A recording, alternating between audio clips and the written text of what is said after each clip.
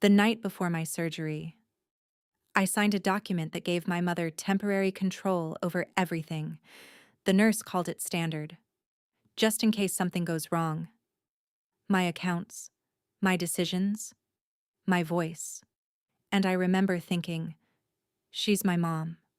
I'll be safe. But the next morning, right before they wheeled me in, I heard something outside my hospital room. My sister's voice. Low, careful.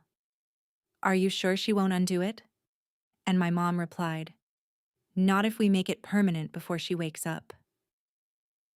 That's when something inside me went completely still, because I didn't feel scared. I felt certain. I wasn't being protected. I was being prepared. Hospitals don't feel peaceful at night. They feel controlled. Everything runs on quiet systems, machines humming, footsteps echoing down empty halls. Nothing feels permanent, not even you. My surgery was scheduled for 7 a.m. Not life-threatening, but serious enough that they needed everything signed: forms, permissions, emergency decisions. And that's when the nurse looked at me and asked, "Who will be making decisions if you're unable to?" I didn't hesitate, not even for a second. My mom. Because in that moment, I didn't think about risk. I thought about not being alone. The paper wasn't complicated. Temporary authorization, limited access, medical and financial backup. Just in case. That's what everyone kept saying. Just in case. I skimmed it. Didn't read every line. Didn't question the wording. I signed. Handed it back. And that should have been the moment I paused. But I didn't. Because when something feels normal, you don't look for danger. You trust the situation. You trust the people in it. And sometimes, that's exactly what they're counting on. This wasn't the first time I had trusted her. 2 years ago, I got my first real job. Saved everything I could. I was proud of that money. So I asked her for help managing it. She smiled and said, "You focus on work. I'll handle the smart decisions." I believed her. Completely. Until one day, I checked my account. Half of it was gone. When I asked her, she didn't even deny it. She just said, "I used it for something important. It's still for us." I remember standing there, not angry, not even shocked, just unsure, because I didn't understand where my life ended and where her control began. And somehow, even after that, I still trusted her again. They showed up late. My mom, my sister. Same energy as always. Normal. Too normal.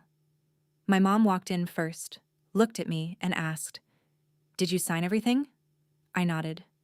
"Yeah, it's all done." She smiled, relieved. And that's what made it feel strange. Because it wasn't the kind of relief you feel when someone is safe. It was the kind you feel when something goes your way. My sister didn't say much, just stood there, watching, avoiding eye contact. And I didn't question it. Not yet. When I was 9, I got sick. Really sick. I remember sitting on the living room floor, holding the phone, calling my mom over and over again. No answer. No reply. No one came. That night, I fell asleep alone, on the couch, still waiting. And the next morning, she walked in like nothing happened, looked at me and said, "You should have called someone else." That was the first time I learned something important. Being family doesn't always mean being there. But over time, you convince yourself it was just a moment, not a pattern. Morning came fast, too fast. Nurses moving around, vitals being checked, machines adjusting. Everything felt routine, predictable, controlled. My mom sat quietly in the corner, watching everything. My sister on her phone, scrolling, not really present. And for a second, everything looked normal again. Like maybe I had overthought it. Like maybe Nothing was wrong. But the thing about danger is, it doesn't look like danger. Not before it happens. They told me I had a few minutes before they took me in. So I laid back, closed my eyes, just trying to calm my breathing. That's when I heard it. Voices. Right outside the door. Low. Whispered. But clear enough. Not random. Not distant. Intentional. And something about the tone made my body go completely still, because this wasn't conversation. This was planning. My sister's voice. Careful. Controlled. Are you sure she won't undo it? I didn't move. Didn't open my eyes. Because that question? That wasn't concern. That wasn't fear. That was confirmation. And the moment I heard it, I knew something wasn't right. Because no one asks that, unless something has already been done. Then my mom replied, calm, certain, like she had already thought it through. Not if we make it permanent before she wakes up. That sentence didn't confuse me. It didn't need explaining, because some things you understand instantly. And in that moment, everything became clear. The paper, the timing, the silence. None of it was for me. I didn't sit up, didn't confront them, didn't react. Because reacting would have given them control again. Instead, I stayed still, and I thought about everything. The money, the past, the patterns I ignored. And then I remembered something. A conversation. A small detail from a week ago. Something I had set up quietly, just in case. And suddenly, I wasn't scared anymore. I was ready. Because what they didn't know was that I didn't just sign these papers. I prepared for them. And lying there, waiting to be taken into surgery, I realized something for the first time. This wasn't a mistake. This wasn't misunderstanding. This was a plan. And the only question left was, who was really in control now? I didn't move, didn't open the door, didn't let them know I heard anything. Because in that moment, reacting would have helped them. Silence? That gave me something more valuable. Time. Time to think. Time to connect everything. And that's when something changed inside me. Not fear, not panic, clarity. Because suddenly, this wasn't happening to me. This was something I could control. A week before my surgery, I had a short call. Nothing dramatic. Just a routine consultation. A lawyer my company had recommended. At the time, it felt unnecessary. But something in me didn't fully trust how everything was being set up. So I asked questions. Basic ones. About control. About authorization. About what happens if someone tries to go beyond temporary. He said something simple. If you're unsure, don't just sign. Set limits. So I did. Quietly. Without telling anyone. And in that hospital bed, I remembered every word. I didn't just sign papers, I set boundaries, invisible ones, bank alerts, access layers, approval locks, and one specific rule. Any major change triggers a full freeze. Not delay, not warning, complete shutdown. At the time, it felt like overthinking. But now, it felt like instinct. Because the people who think you're vulnerable never expect you to be prepared. The door opened. My mom walked in first. Same face, same calm expression, like nothing had happened. My sister followed, quiet, avoiding my eyes. That was enough, because people only avoid your eyes when they're hiding something. Everything okay? My mom asked. Soft, careful. I nodded. Yeah, just tired. And for the first time, I saw it clearly. That smile wasn't for me. It was for reassurance. For herself. The nurse came in. Time to go. Everything moved quickly after that. IV adjusted. Vitals checked. Forms confirmed. As they wheeled me out, I passed my mom. She held my hand, tight, and said, "Don't worry, I've got everything." And for the first time in my life, that sentence didn't comfort me. It confirmed everything. Surgery doesn't feel like time passing, it feels like time disappearing. One moment you're there, next moment, nothing. But while I was under, things were happening. Decisions, actions, attempts, without me. Or at least, that's what they thought.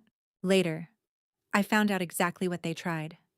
Access requests, authorization changes, control extensions, not careful, not slow, strategic. Like they had already planned it. They weren't testing limits. They were trying to take everything. And that's when it hit me. This wasn't fear. This wasn't concern. This was intent. And then it triggered. Exactly how I said it. First, accounts locked. Then, access revoked. Then, everything froze. No delay, no warning, no second chance. Just stopped. Because systems don't get emotional. They don't hesitate. They don't trust. They just execute. From what I was told later, it happened fast. Confusion, panic, multiple attempts. Nothing worked. Because once control is gone, it doesn't come back easily. And for the first time, they weren't managing the situation. They were reacting to it. That shift changes everything. When I woke up, everything felt slow, heavy, blurry. The kind of silence that comes after something goes wrong. My mom and sister were there, sitting, waiting. But something was different. No comfort, no relief, just tension. And the moment I opened my eyes, they looked at me, not like I was safe, like something had failed. And in that moment, before anyone said anything, I already knew. They tried, and it didn't work. And as I reached for my phone, still weak, still recovering, I saw the notifications, one after another. And that's when I realized this wasn't over yet. Because now, it was my turn to respond. My hand moved slowly, still weak, still heavy. But I unlocked my phone. Notifications, one after another. Access attempt blocked. Authorization change denied. Security protocol activated. I scrolled. Every line telling the same story. Someone tried to take control. Not check, not manage. Take. I lifted my eyes, looked straight at them, and neither of them said a word. Didn't raise my voice, didn't panic, didn't accuse. I just asked, "What did you try to do?" Simple, direct, calm. Because I already knew the answer. I just wanted to hear it. From them. My sister looked down. My mom stayed still, too still. And that silence? That was confirmation. Most people deny first. They explain. They defend. They lie. But they didn't. And that's what made it worse. Because it meant they weren't surprised I knew. They were surprised. It didn't work. And that difference? It changes everything. Before anyone could respond, there was a knock. A doctor stepped in. Calm. Professional. Holding a tablet. "Ms. Carter, I need to confirm something with you." His tone wasn't normal. Not routine. Serious. He looked at me. Then at them. Then back at me. "Did you authorize any permanent financial control changes today?" The room went silent. And suddenly, this wasn't private anymore. He handed me the tablet. My hand slowed. I read the title, and everything inside me went cold. Permanent power of attorney. Full control. Not temporary, not limited. Permanent accounts, assets, decisions, and at the bottom, my name. Signed. I looked up slowly. "You tried to sign this for me?" No one interrupted. No one corrected me. Because they couldn't. Because it was real. because they actually did it, while I was unconscious, while I couldn't speak, while I couldn't stop them. My sister whispered, "We were just trying to help." But even she didn't believe it, because you don't forge control to help someone. That's when the nurse stepped forward, quiet, calm, watching everything. And then she said, "I remember you." I frowned, confused, because I didn't remember her. But she remembered me. She looked at my mom, then back at me. 5 years ago, same hospital. And suddenly, my chest tightened. I didn't need more. I remembered. The room, the pain, the waiting, calling, again and again, hoping someone would answer, but no one did. And now, they were standing here, acting like they cared. That's when it clicked. Not just today, not just the papers, a pattern. When I needed them, they disappeared. When they needed something, they showed up. Not as family, as access. And that realization wasn't loud, it was final. I looked at my mom again. This time, no confusion, no doubt, no hope, just clarity. And I said one sentence: calm, steady, final. "This isn't the first time you chose yourselves over me?" She didn't respond. She couldn't, because now everything was exposed. Not by anger, not by shouting, by truth. When the nurse said it, "You kept asking for them." It didn't fade. It stayed. Clear, sharp, unavoidable. I remembered everything. The room, the silence, the phone in my hand, calling again and again and again, hoping, just once, someone would answer. But they didn't. And now, they were here, acting like this was care. I looked at my mom, really looked. Not as my mother, not as someone I needed, just a person, standing in front of me, and for the first time, I wasn't searching for love. I wasn't hoping for explanation. I wasn't waiting for her to fix it. I was just seeing her, clearly, and she couldn't hold my gaze. Not this time. That's when everything connected. Not just today, not just the surgery. Years. Moments I ignored. Excuses I made. Situations I explained away.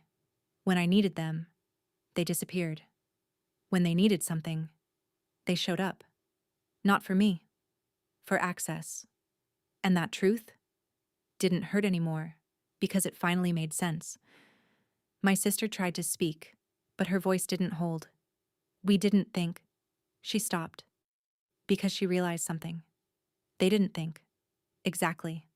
That was the problem. Not confusion, not misunderstanding, absence of care. My mom finally said it. Soft, weak. "We didn't know." And for a second, I almost believed her. But then something simple came to my mind. Knowing requires attention. Caring requires effort. And they gave neither. So no, they didn't know.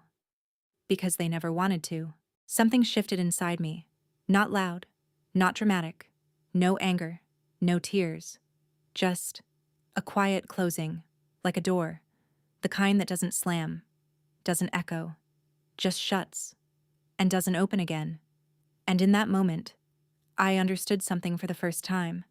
I wasn't hurt anymore. I was done. I picked up my phone again, opened my contacts, scrolled slowly, and there it was.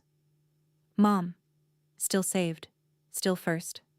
After everything, after the silence, after the past, after today. And I just stared at it.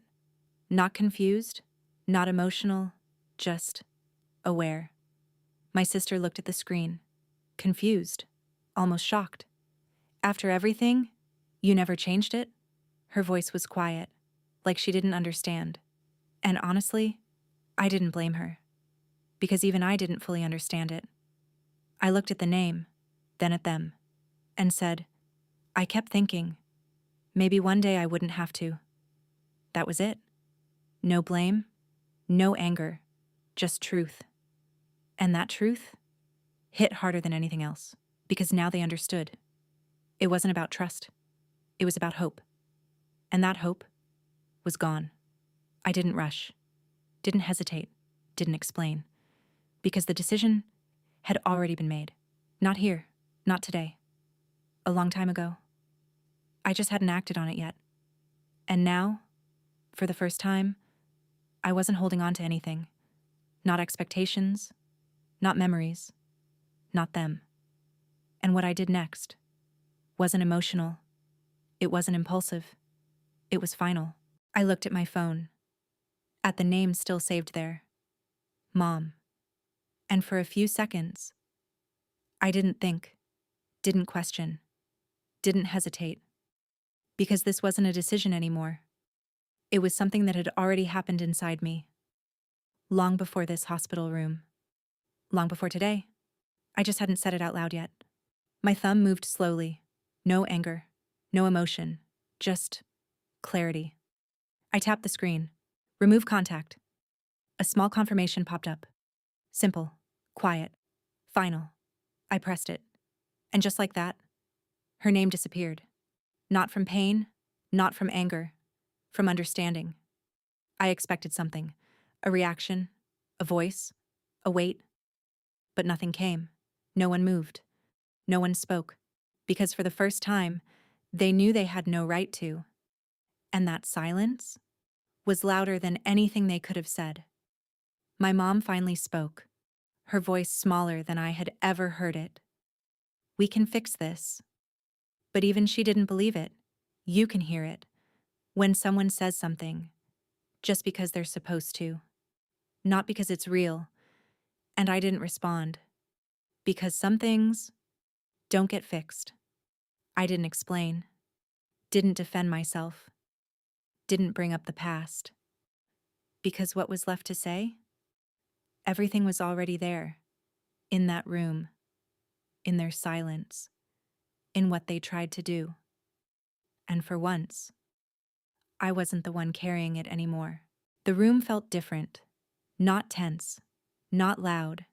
Just heavy. Like something had finally been seen. Something that had been ignored for years. No one looked at me the same way anymore. Not because I proved something.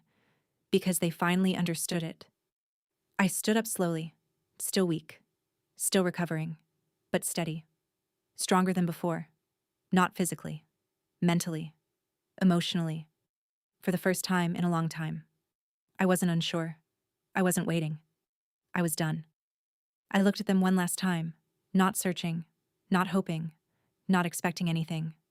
Just seeing them clearly. No filters, no excuses, no illusions. Just people who had shown me exactly who they were. I walked toward the door. Each step felt lighter. Not because nothing hurt, but because I wasn't carrying it anymore. Behind me, no footsteps, no voices, no one calling my name. Just silence. The kind that comes after truth. I stepped outside.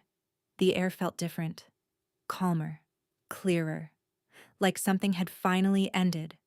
Not the relationship. That had ended a long time ago. The waiting ended. And that changed everything. Because sometimes, the biggest moment isn't when everything falls apart. It's when you stop holding it together.